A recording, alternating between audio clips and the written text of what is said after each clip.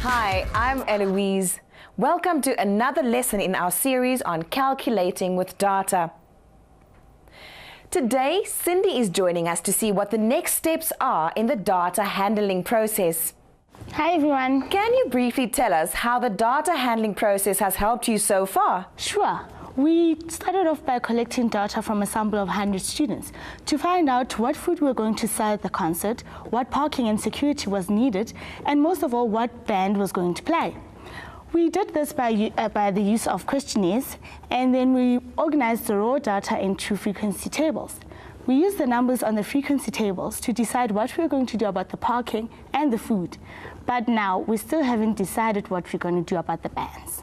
Thanks, Cindy. I might have some suggestions for you. But first, let's take a look at the outcomes for this lesson. By the end of this lesson, you should be able to represent data on a bar graph. Now let's get back to the problem of choosing a band. The data collected from the questionnaires was put into a frequency table, right? And we found that 35 people in the sample group preferred Mafikizolo, while 34 preferred Squatter Camp.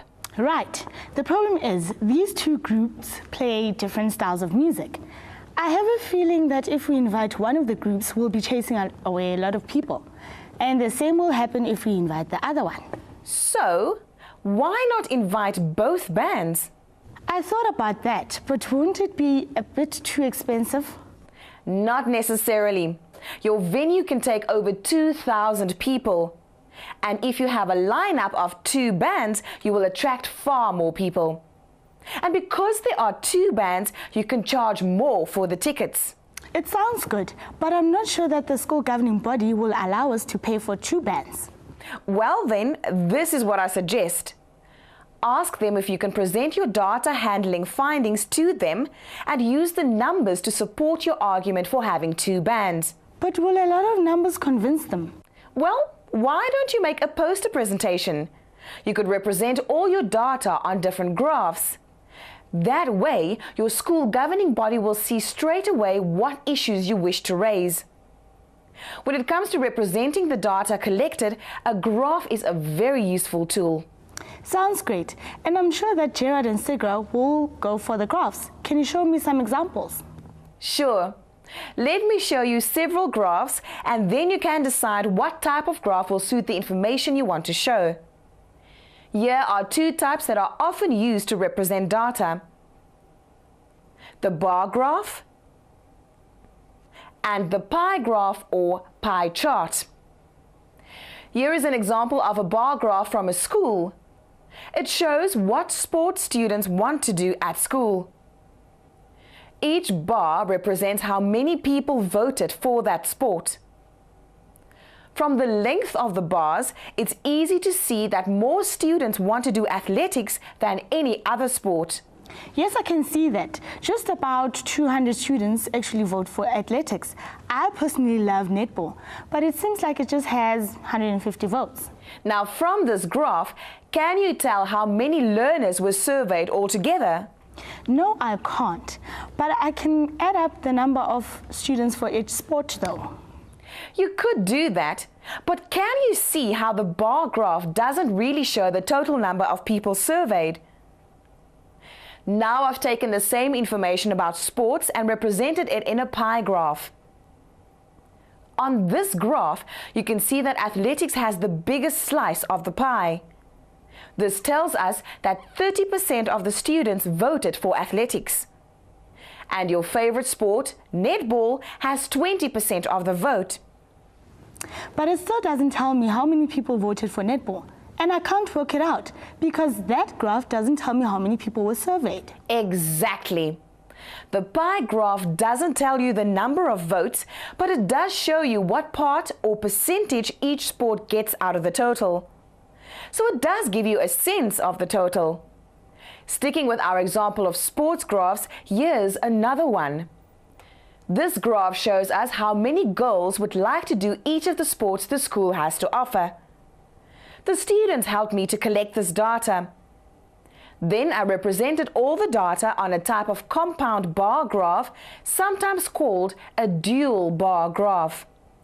In a dual bar graph, you are able to compare two sets of data within each bigger group. There are two bars for each of the sports listed on the x-axis. By convention, we put the two bars next to each other and mark them differently. This makes them easy to compare. Here, the blue bars on the left are for the girls, and the purple bars on the right represent the boys. This is shown in the key of the graph. But then how do you decide which bar goes on your left and which one goes on your right? As I started with the girls, I must put the girls on the left of the boys. If I had started with boys, I would have done it the other way around. Would you prefer it that way? Definitely not. I like it when girls come first. Do you notice anything interesting about what this dual bar graph shows us? Yes, now we can see more girls voted for netball and more boys voted for soccer. And look how few girls voted for cricket. Right. Netball has always been seen as a girls' sport and soccer as a boys' sport. But that's beginning to change. Yes, I love soccer, and girls also played at our school. But what I find interesting is that if we just take the boys' part of the graph, then soccer is more popular than athletics. Correct. And you won't see that on a simple bar graph because it doesn't separate the boys' and the girls' choices. Now, here's one more graph I want to show you. The sectional bar graph. Using the same data for boys and girls, it can be represented like this. This graph has the bars from one group placed above the bars from the other group. In this case, I chose to put the purple bars representing the boys above the blue bars representing the girls. This graph is useful if you're interested in seeing the total of the two bars. It still compares the sports with each other, but it also shows what part of each total is boys and what part is girls. Well, that's it. I've shown you the different graphs you can use. Which do you think will be more useful for your data on the bands? For a start, we did not note whether our questionnaires were filled in by boys or girls, because we didn't think that information was important. So the dual bar graph and the sectional bar graph I will not use. Looking at the pie chart and the bar graph, I would prefer to use the bar graph because it's much more easier to compare the lengths of the bar graphs. That's fine. The bar graph will show the slight difference in the numbers between Mafikizolo and Squatter Camp. Although you could use a pie chart, it won't show this difference as clearly. So how do I go about drawing a graph? Firstly, it'll be easier to do it on squared paper so that you don't have to measure out each bar. Your bars will be easier to draw and your graph easier to read afterwards. So how big should the graph be? This is a really important question to consider for any graph. You need to work out how much space you need for the graph. It shouldn't be so small that we can't see it, or too big that it doesn't fit onto the page. To do this, you must choose a scale to use on the axes. First, consider the y-axis. This is where you need to fill in the number of people. Have a look at your frequency table. This means that we need to fit the numbers from 0 up to at least 35 on the y-axis. The squared paper you have has only 20 squares on the y-axis. Now, if we use 1 block per person, there won't be enough blocks because 35 won't fit in. Good. So a scale of 1 block per person won't work. So should we get 2 people per block or 5 people per block? How many people do you think we should represent with each block? I think we will need one block to represent 2 people. Then this means that we will need 18 blocks for the longest bar. That is a good choice. If you had used a block for too many people, you would make a graph that is too small and the bars would be too short. Now let's draw the axes and label them. This is the x-axis and this is the y-axis. We need to label the axes to describe the data. So what will you need on each axis? I think we will need the names of the band on one axis, and then we will need the number of people who chose them on the other. Okay, so if we put the names of the bands on the x-axis, we will make a bar graph with the bars standing on the x-axis. And the number of people who chose each band will be on the y-axis. So now you can number the y-axis starting at 0 and going up 2 for each block. 0, 2, 4, 6, 8, 10, 12, 34, and 36. Now we need to decide how to use the x-axis. We need space for 5 bands and the bars you use must all be the same width. Let me work this out. There are 24 blocks along each axis. I need 5 bars, so can I use 4 blocks per 1 bar? This will give you very thick bars with no spaces between them. Bar graphs must have spaces between the bars. Rather draw bars that are 2 blocks wide with a space of 1 block between each bar. Okay, I've put the labels in on the axis. Is it correct? Squatter Camp, Prime Circle, Mr. Salvin, Mafikizolo, Dr. Victor. Perfect. Now you're ready to draw your bars. Look at your frequency table. How many people preferred Squatter Camp? 35. 35 lies between 34 and 36. So you can draw the bar halfway between the 34 and 36. Okay, now I get it. Let me do the next one. Prime Circle had 15 people choosing them, so we can draw our bar halfway between 14 and 16. Mr. Salvin had 9 votes, while Mafikizolo had 34 votes, and 7 people preferred Dr. Victor. This looks great. Are we done? Not quite. You need to give your graph a title to describe the data. What do you think you should call it? How about favorite bands? That's fine. And that's it. What do you think? I think it's great. My team members are going to be very impressed. And you were right. It is easier to read data from this graph than having a full table of numbers. If you take this graph to your school governing body, I think it will support your argument for having 2 bands. I think we should prepare graphs for the food and the parking. My team members will be very impressed of how organized we are. Good idea. And I think we should ask our viewers to help us. For this lesson, I want you to represent the school concert's data about transport on a bar graph. Join us for our next lesson where we will be looking at how to draw a pie chart.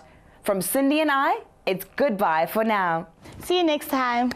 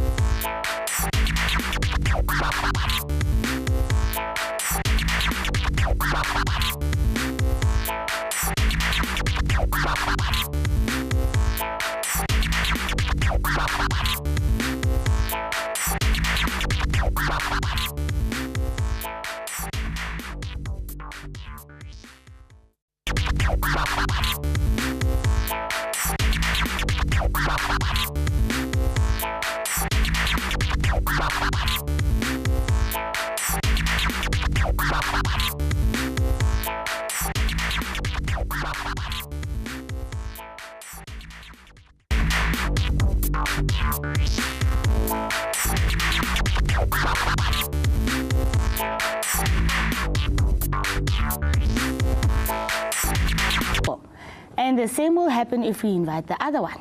So, why not invite both bands? I thought about that, but wouldn't it be a bit too expensive? Not necessarily.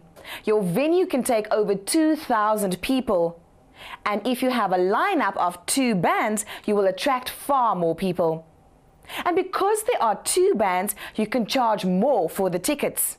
It sounds good, but I'm not sure that the school governing body will allow us to pay for... Hi, I'm Eloise.